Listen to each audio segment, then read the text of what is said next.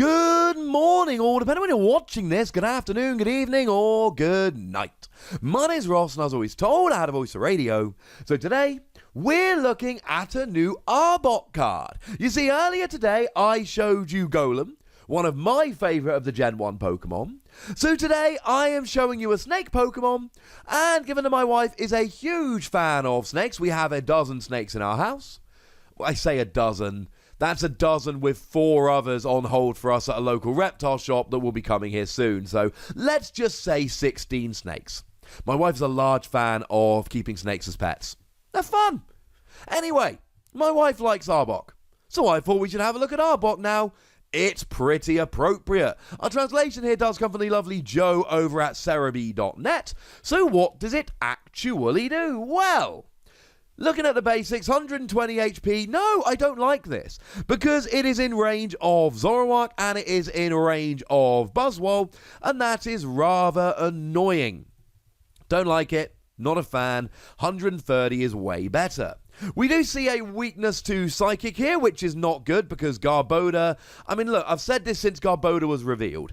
Anytime Garbodor is not seeing play, we are basically just waiting for Garbodor to see play again. Garbodor will never be bad. It's just a case of how many people are playing it at any given moment. Retreat cost of 2 is really quite annoying, so actually at the moment it's not looking great. But you are hitting weakness against Buzzwole, which is pretty nice. And being a psychic Pokemon, I mean, one of the coolest things people are using at the moment is Spell Tag. It's a lovely little tool whereby when a psychic Pokemon gets KO'd, you get to put, well, by damage from an attack, you get to put 4 damage counters on your opponent's Pokemon in any way that you like. And I actually really like this. People are seeing a lot of play for this, so yeah.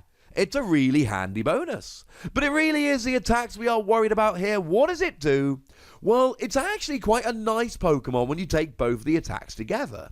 First attack, 1 colourless energy, 30 damage, flip a coin, if heads, paralysis. And look, we've got a million Pokemon that are just having these attacks that flip a coin, if heads, paralysis. Yes.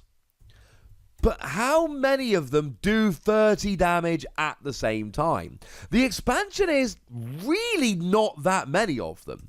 Generally speaking, they do 0 damage or they do 10 damage. 30 is a decent amount of damage. Now, generally speaking, 30 damage isn't great.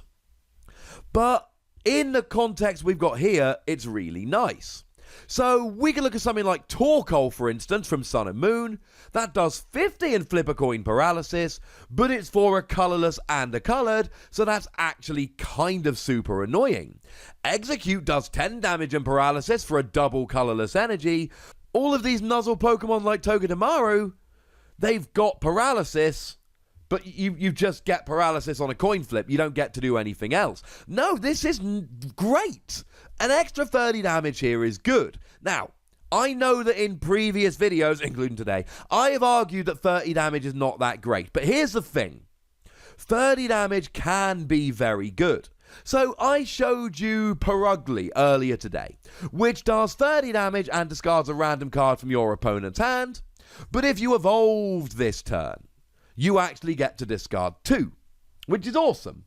But actually, it's 30 damage, and I said the 30 damage wasn't good. But this is 30 damage when you're hitting for weakness. So with a choice band against a Buzzwole, you're doing 120.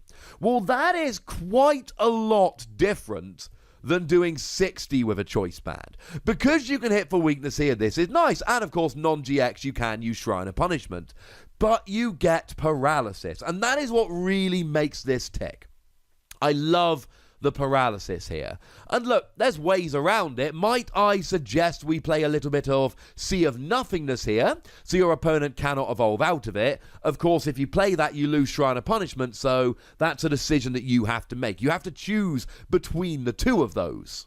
But it's nice if you think your opponent's going to evolve out of it. And look, we're all playing stuff like Ace Roller and Guzma at the moment. And as I've said in plenty of videos like this, if your opponent has a Guzma or an Ace Roller, they have a Guzma or an Ace Roller. But even if they have a Guzma or an Ace Roller, at least they're not playing something like a Cynthia. They are giving up gaining a card advantage so that they can get out of your paralysis. And actually, I like this. I like the idea that my opponent is having to slow them down fairly significantly to get out of my paralysis.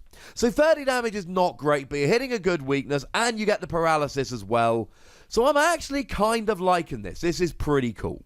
But then the second attack just knocks it up another notch. According to the lovely Joe from Cerebi.net, it's called Heavy Choke, which is not a very nice name for an attack. 1 psychic, 1 colorless energy, 50 damage.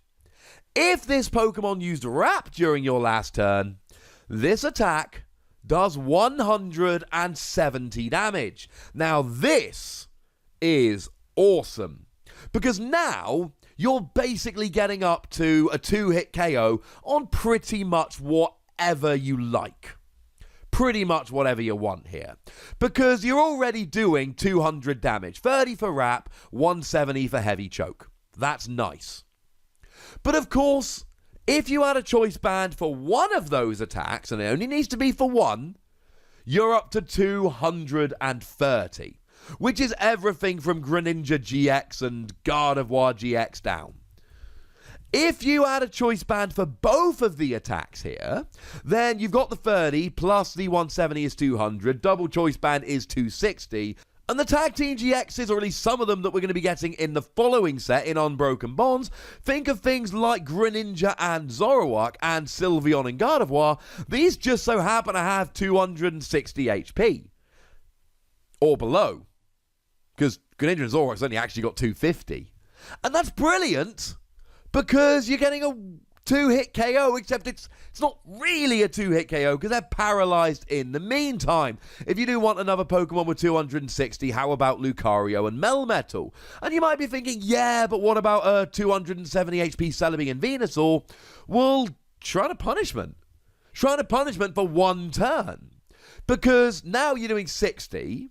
and then the next attack you're doing 200, and then Trying to Punishment will put it up to 270. And okay, that does still leave Magikarp and Wailord out of range, but all you need is another couple turns here and you're fine. Yes, you can be thwarted by Ace Roller, but I've already told you that that is not some perfect situation.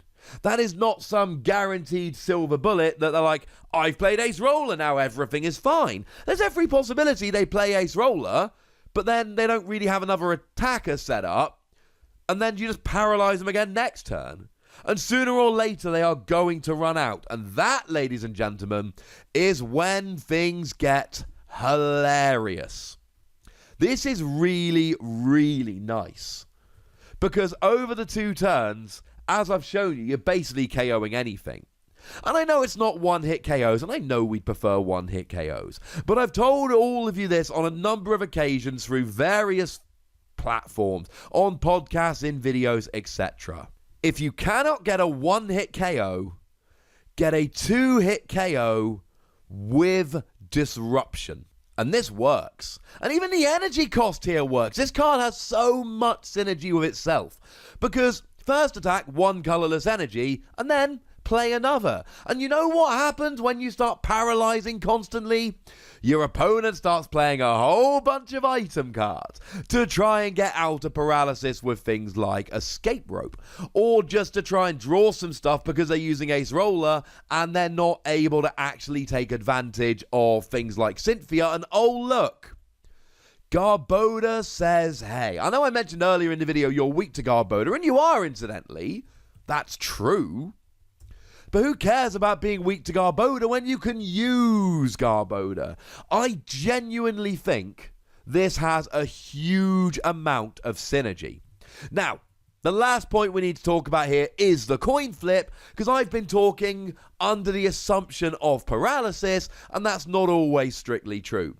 First of all, you do not need to hit heads on paralysis to get the extra damage second time round. You get the extra damage for using Wrap, whether you hit the heads or not. But you all know we've got Victini at the moment. Victini does not guarantee you the paralysis, but it gives you a 75% chance of the paralysis. So actually, that's really not a problem. The problem here is, Arbok reads, if this Pokemon used Wrap during your last turn, do 120 more. And you got 120 HP.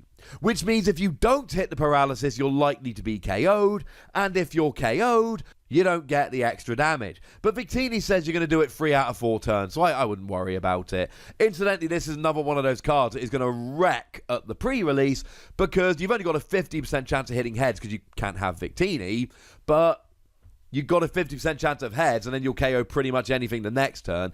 This is really, really nice in terms of pre-release. But it's a good card overall. I am a fan of this card. The coin flip makes me nervous, and I know your opponent can use Ace Roller.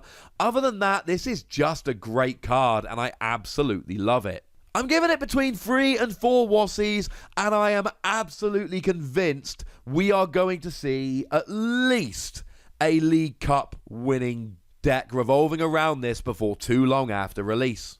But I would very much like to know what you think about this, so please do let me know in the comment section. Go nuts! But please do remember the most important rule. Be nice, would ya? And then make sure you like this video, subscribe to this channel, follow me on Twitter at @TheWassie, and Twitch for some live action at twitch.tv/PTCGRadio. If you want to support the channel, get some bonus podcasts and all of that, head on over to patreon.com/PTCGRadio, where you can do exactly that. And do make sure you're checking out youtube.com/WassiePlays for some more Wassie action. But by far the most important thing, as always, is to look after yourselves. Until next time, thank you very much for watching. My name's Ross, and you've been watching PTCG Radio.